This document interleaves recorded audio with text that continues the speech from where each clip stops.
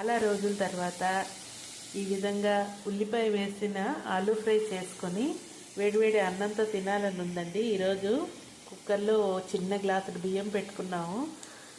ఆలూని ఈ విధంగా medium size ముక్కలుగా తరుక్కున్నాను.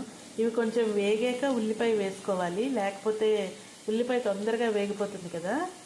అందుకని కొంచెం ఆలూ ఫ్రై అయ్యాక అప్పుడు ఉల్లిపాయ వేస్తాను.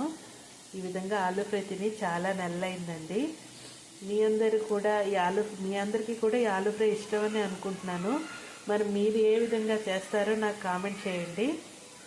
ముక్కకి ముక్క అంటుకోకుండా చేసిన ఆలూ ఫ్రై, వేడివేడి అన్నం, వేడిగా చారు, ఇంగో చారు, ఏదైనా రోటి పచ్చడి, ఇవన్నీ మా చిన్నతనంలో రాత్రిపూట భోజనానికి ఉండేవండి. మరి మీ చిన్నతనంలో ఎలా భోజనం చేసేవారు నాకు చెప్పండి. కొంచెం నాకు కామెంట్ సెక్షన్లో కామెంట్ చేయండి. ఇలాంటి భోజనం చిన్నప్పుడు ఎంజాయ్ చేసినంత బాగా ఇప్పుడు చేయలేకపోతున్నాం కదా.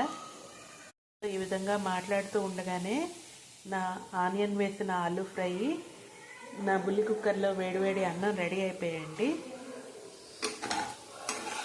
శుభ్రంగా కలుపుకుంటే ఆనియన్ బంగాళదుంప ఫ్రై రెడీ అయింది. వేడివేడి అన్నంతో ఇప్పుడు ఎంజాయ్ చేస్తాం. ఈ చిన్న షార్ట్ నచ్చితే కనుక నా ఛానల్ని లైక్ చేసి, షేర్ చేసి, సబ్స్క్రైబ్ చేయండి. Thank you.